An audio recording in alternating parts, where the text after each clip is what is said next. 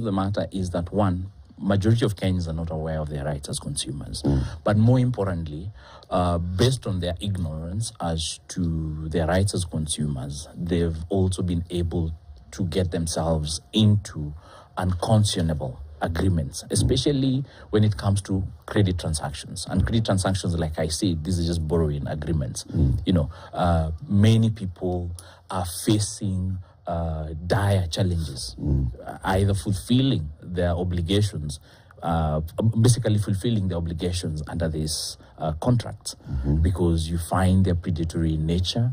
They are also problematic in the sense that the possibility of fulfilling or redeeming yourself under those particular contracts is almost next to impossible. And due to that, property, plenty of people have lost property in that regard.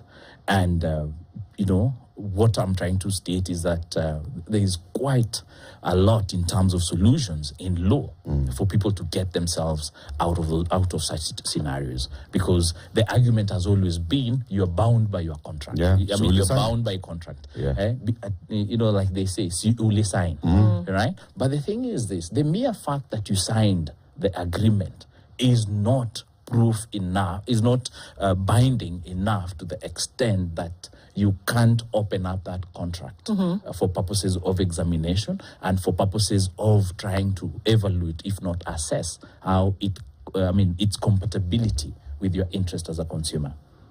Yes. So what can you do?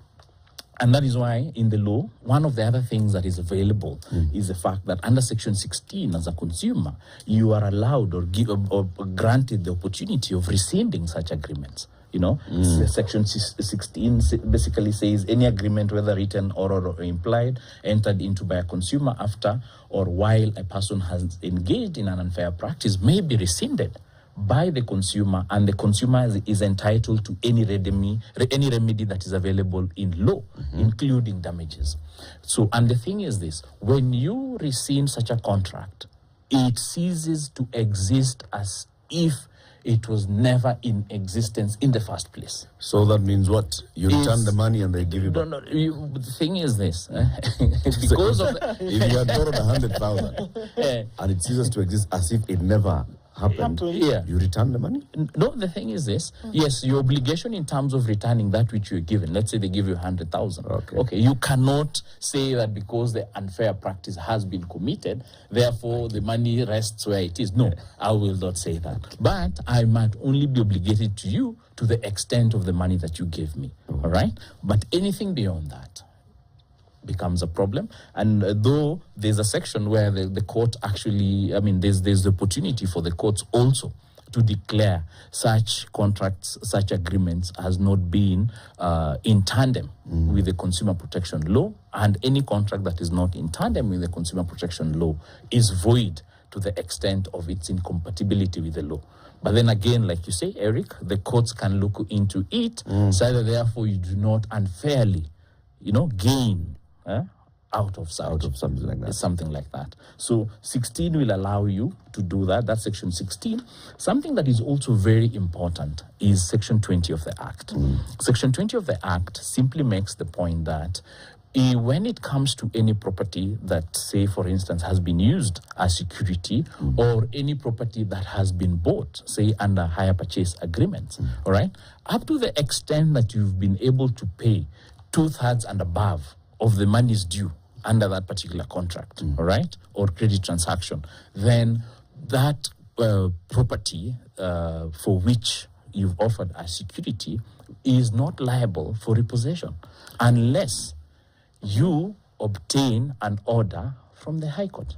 Sorry, I'm going to need you to say that again. Slowly. Slowly. With an example. And diagram. With an example. At Section 20, by the way, the thing is this: you've bought, and there's case law to that effect. Quite a number of, especially the guys who give out cars in Mombasa. Okay. Right? Quite a number of them have been taken to court on this matter, which is that a guy, you go to their yard, you buy a motor vehicle, they tell you the motor vehicle, say, is 3 million bob. Yeah. All right? If you've paid up to 2 million, which I think is 2/3 of 3 million bob. All right? There's no way those guys in Mombasa for illustration purposes, can come repossess that motor vehicle unless and until their action is backed by a court order. Okay. But the catch phrase is this: from the High Court. It does not just say any other court. The section says High Court. So for the fact that it says High Court, then the High Court is what it is. Yeah. So you can't come for the motor vehicle. And you know, quite a number of Kenyans have lost their motor vehicles under such circumstances. So what circumstances are leading to people losing their motor vehicles? Let's look at currently. Right? The examples of, say, went to Mombasa, Yard, had a conversation with the guys, they gave you a vehicle, you've been repaying. And what circumstances have people been losing? The fact that they've been paying, you run into problems a bit. You default. Right? But you default, the guys come with an agreement, tell you, uli sign. Right? They take your motor vehicle. Now, ujamaliza kulipa. They tell you, ujamaliza kulipa, we are taking it back to the yard. We will give you your money when we sell the motor vehicle. It's not even definite that they'll give you back your money. And then you find you've lost the motor vehicle and the money.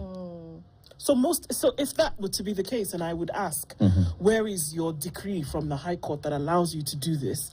And in the absence of that, then I can actually refuse to give them the vehicle. Is that what we're saying?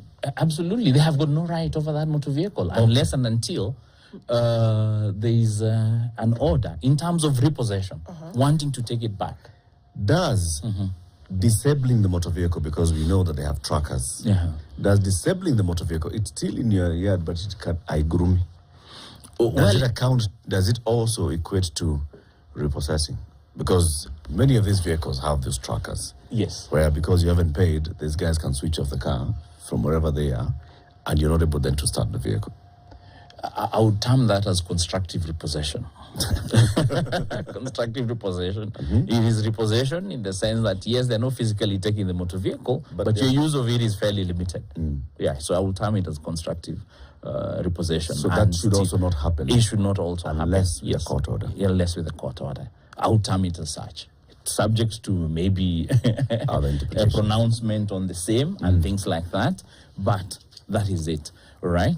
Then the other things that are also very important that I believe Kenyans need to understand is that also under Section 56 of that particular legislation, it says 56A, it says a borrower under a credit agreement is not liable to pay the lender the cost of borrowing under a credit agreement if the borrower receives no statements required by this part. All right? What it means is this: quite a number of microfinance institutions, and this is not a problem of banks largely, but microfinance institutions, quite a number of them don't give statements. And they don't give statements because they also do not want you to know or see the kind of creative calculations that they engage with. Statements for what? The loan statements. As of right, you're entitled to loan statements. And the loan statement is your how much you owe, how much you've been paying or not. What's the information on a loan statement? How much you've been paying? Because in the loan statements, if say I've paid you 50,000 shillings, I would like to know, how does that relate to the larger debt? All right? So how much of it is principal, how much is interest? Is interest and things like that. But for microfinance institutions, you find you've paid 50,000, maybe you're supposed to pay on 14th, then you pay on 18th. That 4 days lapse, you realize some of them start getting into creative ways of penalizing you and all sorts of things. All right? But they do not give periodic statements. So what the lawyer is simply saying is that if you do not give me statements, then as a matter of law, I would also not be liable to pay. This is in the law? It is in the law, Section 56. I must have a statement. Yeah, you must. What does giving statements look like? Because the institution could say the statements are available if you just log on to your portal. No, send it to me. If you go to formal banking institutions, they will always ask you, how do you want to receive your statements? Do you want to receive them by email? Do you want to receive them by, of course, hard copy, not so much these days. Yeah, but they give you the opportunity to state. So they must send They must send to you. The obligation is for them to send. Now it's for you, based on technology and stuff like that, to choose. Access it. Yeah, to choose things like that. Which is why I'm asking, if they have a portal, all right, And on this portal, you can log on and request a statement on the portal. Would that amount to that they have actually met their obligation? No, they should send it to you, periodic statements. You know, you agree, or you're the one. You see, statements can be sent every 2 weeks, every 30 days, every 90 days. It's for you to choose. It's for them to send. You are to receive. If you want to go to the portal, that's fine. It could be in addition to But anything they have else. a primary obligation To send send the statements. And if they don't send, It's a problem. all right. All right? Another section is Section 61 of the Act. And it simply says, a lender is not entitled to impose on a borrower under a credit agreement default charges other than. You know what default charges are? These penalties for late payments. Yes. Those are default charges. So by law, no lender is allowed to impose on. Are you serious? On a borrower. No, I don't know. No, it's Section 61. I'm reading from the law. That's why I decided to print out sections of the law so that I'm able to read as is without necessarily looking like I'm giving my own interpretation. That's of the the law. other than. So a lender is not entitled to impose on a borrower under a credit agreement default charges other than reasonable, and in all of these, reasonable. Reasonable charges in respect of legal costs that the lender incurs in collecting or attempting to collect a required payment by the borrower under the agreement. So if the legal costs that are, come with the say collection, right, then it is important. That's okay. That's okay, but reasonable. Reasonable. So these are the exceptions, Okay. right? But generally, the thing is that you cannot be charged. Can start charging default because- charges, Okay. right? Reasonable charges in respect of costs, including legal cost that the lender incurs in realizing a security interest, right? If, for instance, the security is being sold, then there are things like maybe auctioneer fees. all those. Okay. Yeah, for as long as they are reasonable, you will have to pay. Okay. All right. Reasonable charges reflecting the cost that the lender incurs because a check or other instrument of payment given by the borrower under the agreement has been dishonored. You see, if a check is dishonored, the bank, for instance, may charge you a fee of 3,000 bob, all right, and borrowed from a microfinance institution. Yes, I should pay the microfinance institution the 3,000 bob. But then you realize for them, they take that 3,000 bob, incorporate it into the loan, then do all sorts of things with it. All right? Even apply interest So it's to charges. Because they were charged 3,000 bob. They add it onto the loan, yeah. and it now becomes part of the loan going forward. So when they're calculating interest going forward, it's a 3,000 is included. All of those things. Madness. Madness. It's good that you're describing it as it is. But it sounds like it's everything. There's no exclusion. But then so you can charge ideally. it's a practice because it's been allowed to continue because people are not aware that they can actually counter it. Absolutely. You're right, Andrew. So what steps should folks follow to be able to counter some of these things? And can you do it after the fact? Yes, you can do it after the fact. Somebody's come, they've charged you, they've done 1, 2, 3, and you've gone through the sufferation. Can you come back later and say, actually, you know what? What you did to me, or what you asked me to pay, I actually paid contrary to what the law says. Can you seek... Batimayo amefunguka macho. Can you seek redress? Yes, you can. Historically. Especially if it is a transaction that was entered into after 2012. Because if you're relying on this law, then ideally it should be a transaction that has been entered into after 2012. All right? And then the other thing, things like prepayment penalties, you know. Section 63, a borrower is entitled to pay the full outstanding balance under a credit agreement at any time without any prepayment charge or penalty. You get? Yes. Most of these people will never allow you to get out of these transactions. This was supposed to be a 5-year loan. You can't pay in the first year. What do you mean? What do you mean? Where have you gotten the money from? That was not the agreement. And if you have to get out of it, then you're not paying us 5 million. We want 5.5, you want 6 or whatever amount. That is the law. Why was that put there?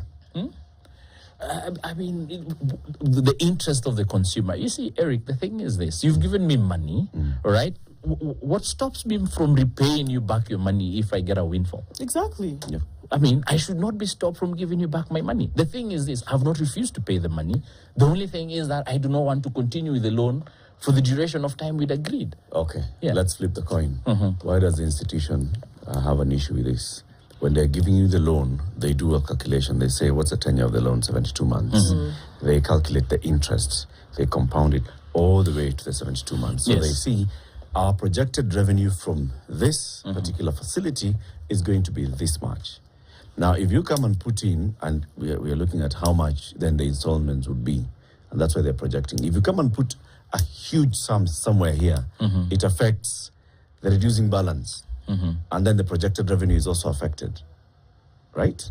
That's the thinking. That's their thinking, for for sure. the institution. Yes, Okay? yes. So how do we balance these two? Because they had already projected revenue based on what we had said.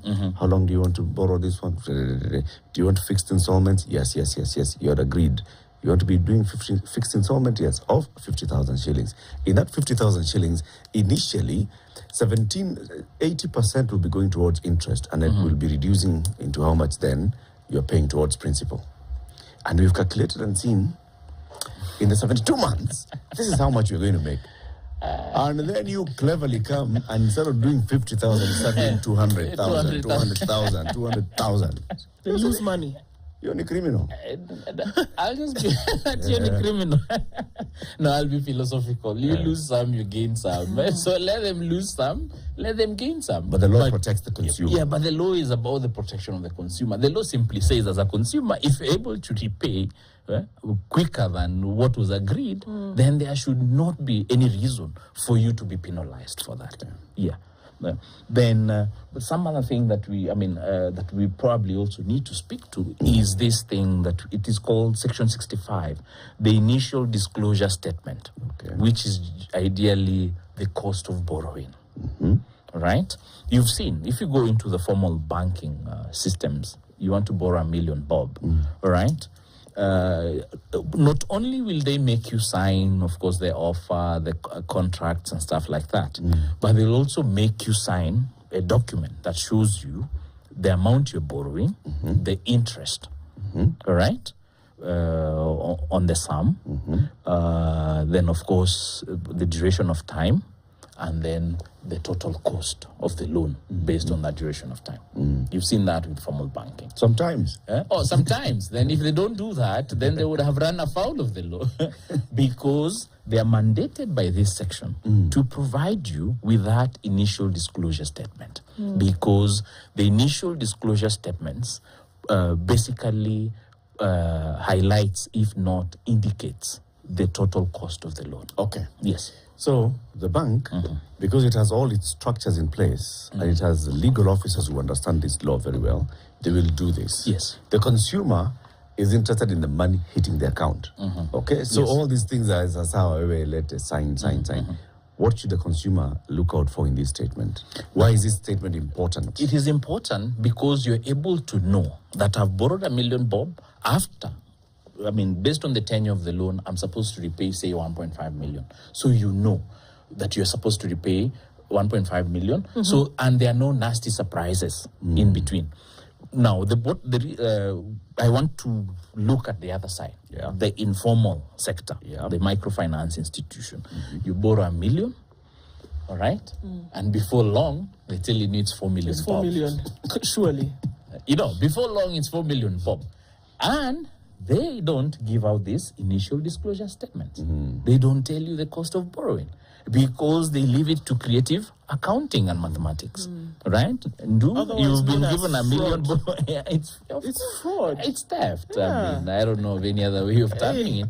I've given a microfinance. I've given you $1 million, Bob, or I've given Eric $1 million, Bob. Eric, down the line, you just default. For them, you default once. And that's just about it. It was supposed to be the 14th.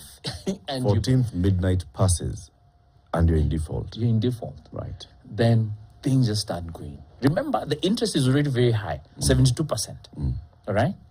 It's very high. Then these other things, these penalties that are prescribed by law, they start coming into play. Before you know it, your car, which is worth 4 million and for which they've only given you 1 million bob, Goes. it goes. I mean, how do you repay 4 million? I mean, maybe that's You will extreme. never a finish. million bob loan with 4 million. Yeah, if it can't, 1 million bob can't give you another 1 million bob in a year. You know, so they are saying it would be a problem if a consumer under a credit agreement is not given this initial disclosure statement. Such that if I'm borrowing that 1 million bob from the bank or from the microfinance, I must know that ultimately this is the amount of money that I'm paying, the interest rates that I'm paying, and things like that. Okay. Yes, sir. This was very, very informative. You'll come again and we'll open up for questions Yes. for people to ask you. Odhiambo Akum is a consumer policy and regulatory compliance expert. He's been our guest. Thank you very much for tuning into the Situation Room today and this week. Edna, super producer, is proceeding on leave for 4 months. 4. Come here. Hey, she's going for 4 months. All right, Edna, thank you. All the best. We'll enjoy your absence and we will miss you. Lydia will be holding fort in the meantime. Have a lovely weekend. See you on Monday, God willing. It's 10 a.m.